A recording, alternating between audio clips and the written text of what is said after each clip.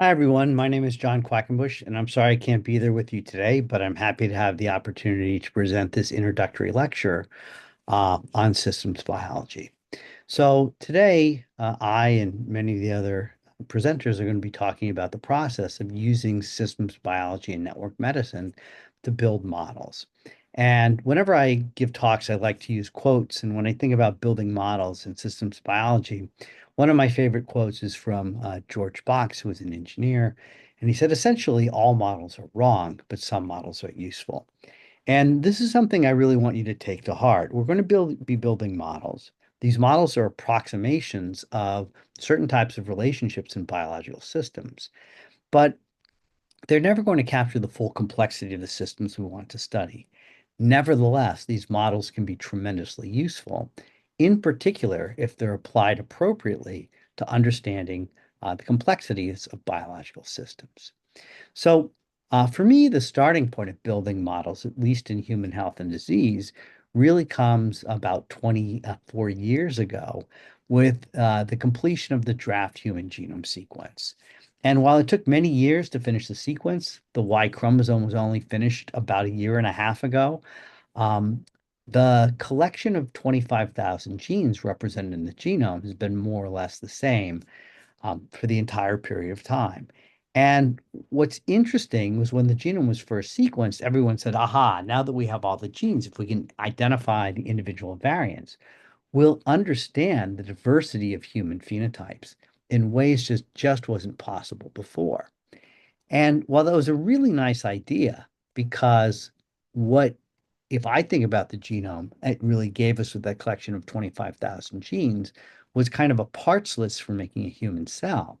And because one of the things we know is that our patterns of genetic variation do influence our traits, that this was clearly going to be part of the solution. But if you think about it for more than a few minutes, what you recognize is it can't be the entirety of the solution. And the easiest way to understand why that collection of genes or even a complete catalog of variants isn't enough to really understand the complexity of the phenotypes we observe is simply to think about the human body, where there are 250 or so individual cell types, all of which have essentially the same genome, but each of which has its own distinct phenotype, own distinct biological function, and carries out its own distinct processes. Now, sure, there are a lot of things like cell division, basic cell respiration that are universal, but the morphology of a neuron is fundamentally different from the morphology of an islet cell in the pancreas. The function of a neuron is different than a pancreatic cell. The production of neurotransmitters happens in neurons, insulin in pancreatic cells, and not vice versa. So it can't be the genome alone, but it must be something more. How do we start to decode what that is? Well, my argument to all, or my answer to almost any question, is that what we need are better methods and more data.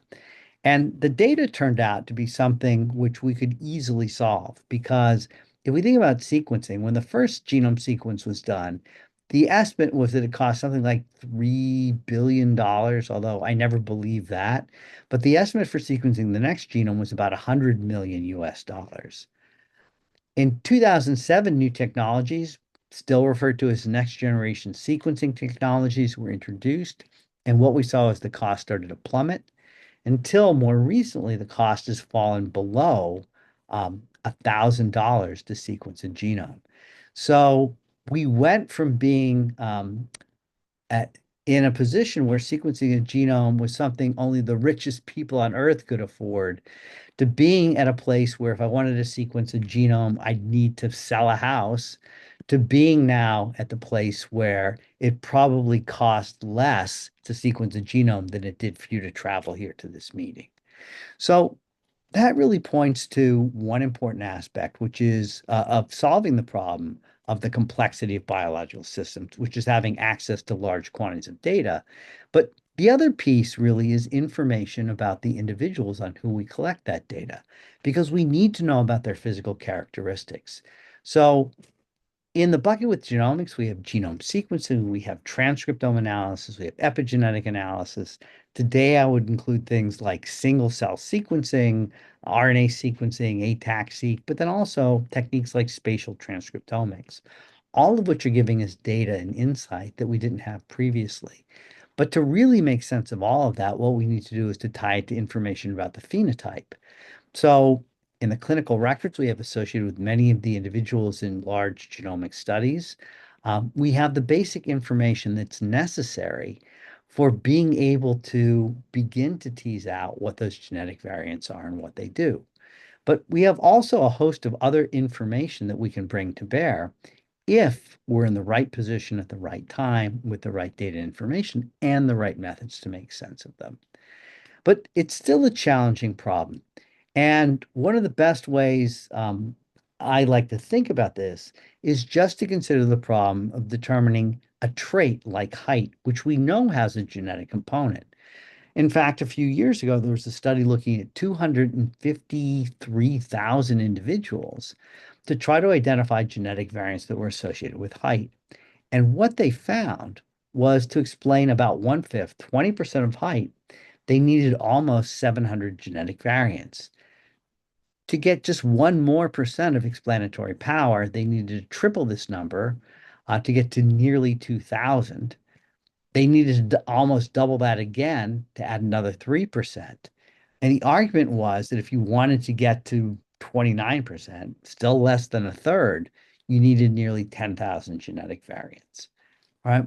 And for me, this is just a very clear sign that it's no one variant, that it's a collection of variants working together to influence biological processes that motivate the development of traits like human height. And so, as we've started to think about these complex systems, we've come more and more to embrace this idea called systems biology. So, what is systems biology? Well, if you asked me a few years ago, and a few years ago when I presented a lecture like this, I said, well, where would someone turn to learn systems biology? And the easy answer was Wikipedia. So here's a definition from Wikipedia. It's a pretty nice read. It actually isn't too bad, but it always amuses me, and I've highlighted this in yellow, that there's a tautology here, right? That it explains systems biology as being a way of modeling and discovering things like emergent properties, but the theoretical description of the systems biology is only possible using the techniques of systems biology, right? It's self-referential. Systems biology is what we discover by using systems biology. So to that extent, it's not a great explanation. So today, if I wanted to learn something new, where would I turn? Well, the answer, I guess, for many of us would be ChatGPT. So I asked ChatGPT to give me a definition of systems biology and to tell me some of its key features and application areas. And this is the answer that I got. So I'm not going to read it in detail. I have provided my slides if anybody wants copies, or I invite you to ask the question yourself. But the key aspects of systems biology, according to ChatGPT, are the adoption of a holistic approach, right? Studying the system as a whole rather than its parts, an interdisciplinary science that brings together biology, mathematics, computer science, medicine to really try to understand the systems we're trying to model. The goal of building quantitative models using mathematics and computational tools to simulate and predict the behavior of the system, a reliance on high throughput data to give us deep insight into all the individual components of the systems we're trying to model. The goal of modeling dynamic behavior.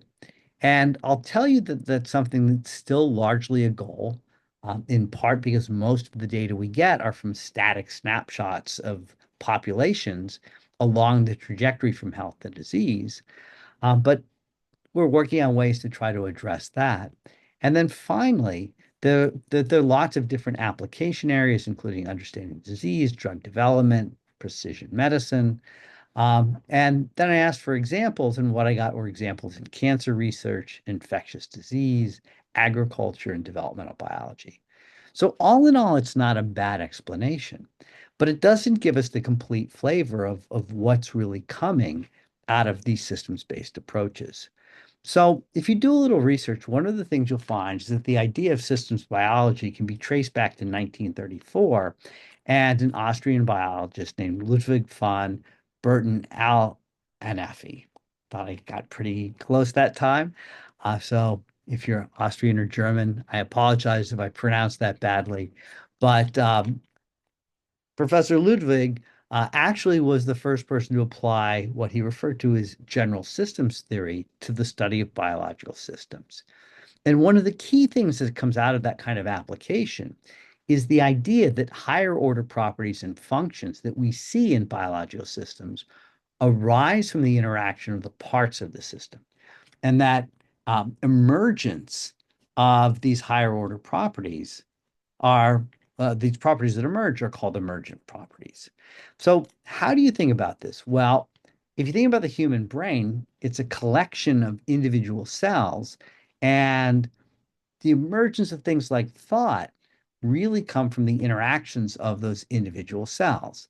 Nevertheless, if I look at the individual cells and try to understand what's going on with them, you quickly realize that a single brain cell isn't capable of thought. Thought is really an emergent property that comes from the interactions of all of these cells.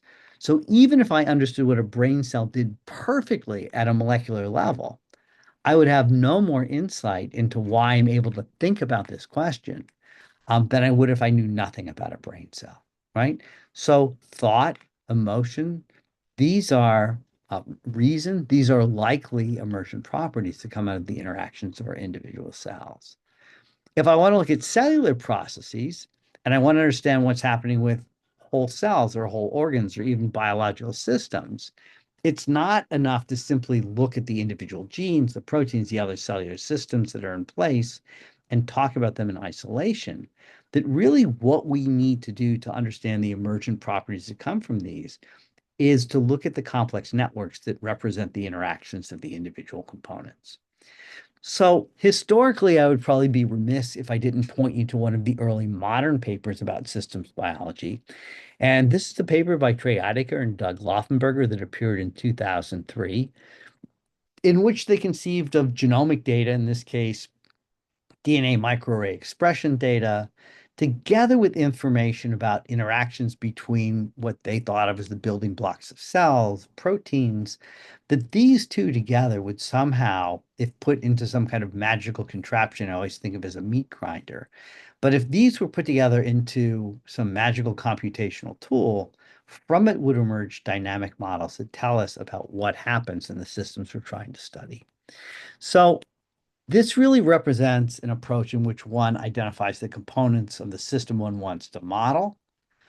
In building the initial model, one finds elements of the pathways that define that model and then seek to perturb them in ways in which we can generate data on the response of those perturbations. What one then does is reconcile the initial model with the observations and integrate that information in a way to update the model given the data, and then ultimately to take that new model and repeat the process to formulate new hypotheses and to better refine and develop the model. So it's this iterative approach of modeling and testing that repeats back and forth, going from the high order properties to the lower order interactions, around and around, to really try to build a complex model that captures the systems we're trying to study. Around the same time, Zoltan Opavi and Laszlo Barabasi published a paper in which they talked about network models in the context of complexity. And in their approach to looking at systems biology, they defined hierarchies, starting with the individual biological molecules that make up the cell, then the different types of pathways or regulatory processes that might exist, moving up to elements in the cell that go beyond these simple models and really look at the more complex interactions between the various elements of these models to define functional groups within the networks that they were now starting to understand and describe, and functional groups that carried out particular biological functions.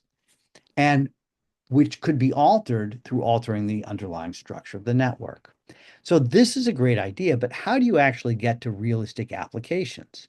Well, one application or one idea that people have proposed quite frequently recently is the use of machine learning tools.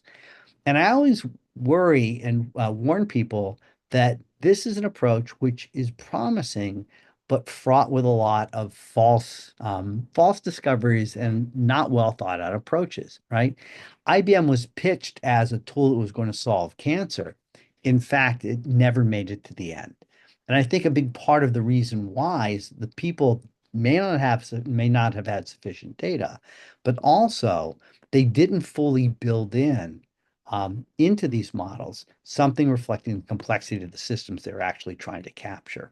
So I've been really motivated by this idea of trying to build in what we know about biological systems and modeling networks. And I was actually prompted by a paper that was published way back in 1997 by Wolpert and McCready, which they call no free lunch theorems for optimization. And this was before machine learning was a craze. But the opening sentence of the introduction really sort of points me toward an idea that sounds a lot like a lot of the machine learning applications I've been reading for the past few years, right? The past few decades have seen an increased interest in general purpose black box optimization algorithms that exploit limited knowledge concerning the optimization problem on which they're run. And machine learning is fundamentally an optimization problem. So how do you get around that? Well, in the paper, what Wolpert and McCready do is they prove a number of no free lunch theorems. But more importantly, they make the observation that their results indicate the importance of incorporating problem-specific knowledge into the behavior of the algorithm, right? The model has to reflect the system we're trying to study. And if we build in that prior knowledge and then optimize around it, what they show in the paper is you can get arbitrarily close to a near optimal solution, even for highly complex problems in finite time. Right. So my take-home message from this first half of the presentation, if there's anything, is that when you're trying to model biological systems, don't walk away from the understanding you have of those systems incorporated into your model building. So when we build models, one of the things we rely on is the idea that we can constrain those by introducing the idea of networks into the system. And networks are used to represent all sorts of things in biological systems. And we'll talk about different types of networks. Not all of these are necessarily informative, although many of them do communicate important ideas about relationships. But if we look at network methods, that's going to lead us to something akin to systems biology. And systems biology applied in looking at health and disease and medicine is something that takes us to what we often call network medicine. Why do we care about networks? Well, networks are really a good tool to try to capture the complexity in biological systems, which we know are driven by not single genes, but networks. We want to understand causal relationships wherever possible. And even simple things like correlations in gene expression can be considered to be the result of interactions in regulatory networks that activate genes together.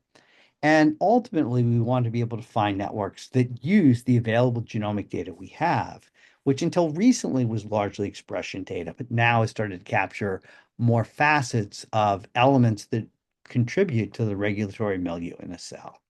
So what's a network? Well, a network is just a model that represents complex association patterns between entities. That flexibility is great, but we also have to be cautious about it because one of the things that we can do is hear people use the term networks without really defining what they mean. But fundamentally, for somebody who's quantitative like me, one of the nice things is if I can draw a network where we have nodes represented by the circles that are numbered and edges that are represented by the lines between them, that the nodes represent entities in our network and the edges represent some kind of interactions between them. And those interactions can be abstract. They can represent physical interactions. They can represent things like correlations. If we look at the people in this room, they could represent co-publication, right? So the network shows a set of relationships. And as a quantitative scientist, one of the nice things that I can do is I can represent this network as what we call an adjacency matrix. So I'm just going to look at item number one, node number one. I can see it's connected to itself, to 2, and to 5. And the way I represent that is if I look at row number 1 representing node 1, I have a 1 in column 1, 1 in column 2, and 1 in column 5, representing those connections that I observe. And those of you who are looking ahead might actually see that, yes, the same thing is true since this is a unipartite graph for the columns as well as the rows. And you'll hear more about different types of graphs later on. So the challenge is the word network can mean different things to different people. And so one of the things I urge everybody to do in this course and throughout your applications of network approaches is to really try to understand what people mean when they refer to networks. One of the other challenges is that we often have combinatorial processes that are involved in things like regulation that we'd like to be able to study. And these often involve the interaction, even in a simple regulatory system with genes and transcription factors, of many different potential regulators that we want to separate between. So, in analyzing this, again, what we need to do is to think about the way in which these systems are interacting in order to capture the complexity of the biological systems that we're ultimately hoping to create models for.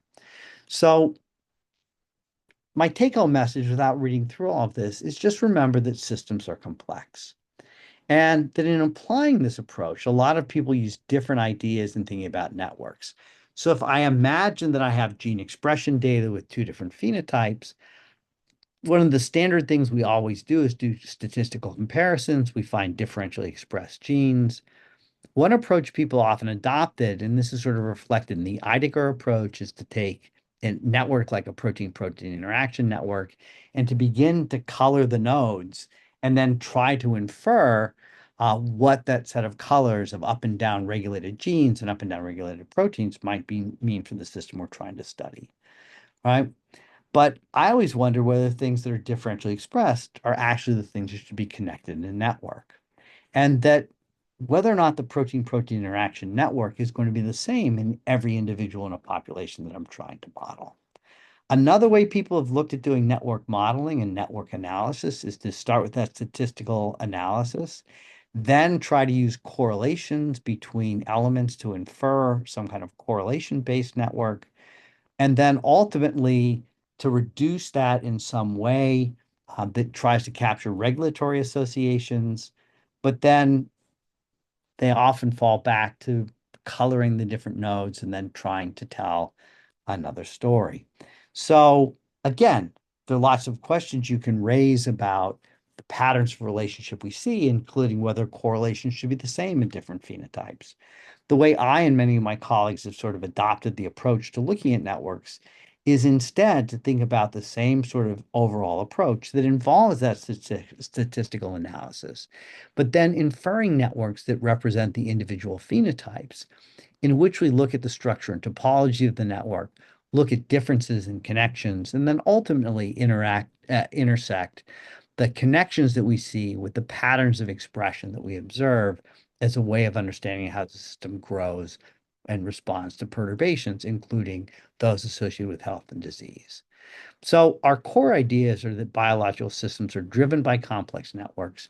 Understanding the structure of the networks is important and will inform our understanding of the biology of the systems we want to study. But again, going back to George Box, there's no single right network.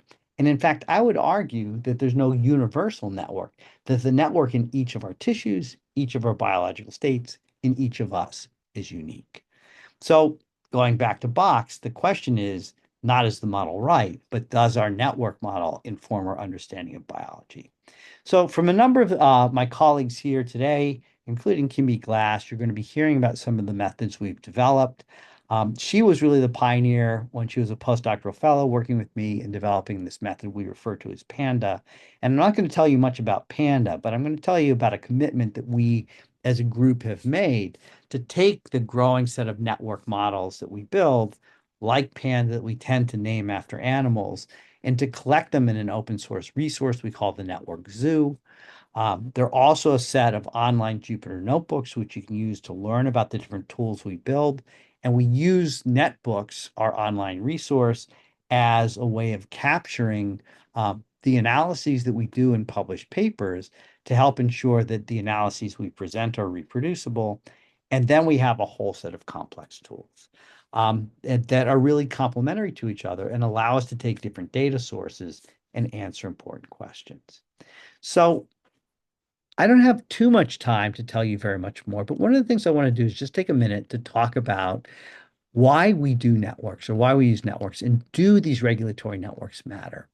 So one of my postdoctoral fellows a few years ago, Des Weghill, working with Kimby and others in my group, and then Zhenjian Ye, who is at University of North Carolina, where Des was going to do a postdoctoral fellowship. We put together a little paper looking at a model in pancreatic cancer. And we started by just asking whether or not you could build a system in which there was no differential expression, but differential co-expression. We built a little toy model that I'm not going to bother talking about. You can look at the slide to read the paper, which I think is a very readable paper. But then we really tested this idea of whether or not network models can give us something beyond what we would see by looking just at simple differential expression. So Jen worked on pancreatic cancer. So what we decided to do is to start with pancreatic cancer data from TCGA, for which RNA-seq was developed, RNA-seq data was available. Kimby's going to talk about Panda. Linus is an approach we developed for taking Panda networks and inferring individual sample networks. So we took the TCGA data, we did a differential expression analysis, we actually did a correlation network analysis using Pearson correlation networks, and we built gene regulatory networks using Linus and Panda. And then we compared two of the major subtypes in pancreatic cancer, the basal subtype and the classical subtype, to rank genes based on their ability to distinguish these in both as individual genes in co-expression networks and in gene regulatory network models. And we asked what biological processes do they represent. So the nice thing is that we saw some things emerge from differential expression analysis that we didn't see any other way. But when we looked at the individual biological processes that were represented, what we found was a lot of things that really weren't that informative as to the cancer processes in pancreatic cancer. There were a few things that overlapped with what we see in the middle, which is the differential co-expression. And in fact, differential co-expression was starting to pick out different biological processes that were associated with pancreatic cancer. But all of these were also captured by the gene regulatory network models we were able to build. But probably most importantly, there were a whole class of things that we were only able to find by building gene regulatory network models that incorporate not just co-expression, but that capture patterns of regulators, transcription factors in the genome, and the genes that they regulate, and the complex associations between them. And when we look at these, we see things like immune-related processes, epigenetic processes, cell cycle processes that were found only by looking at the regulatory network models and were missed in the other approaches we used.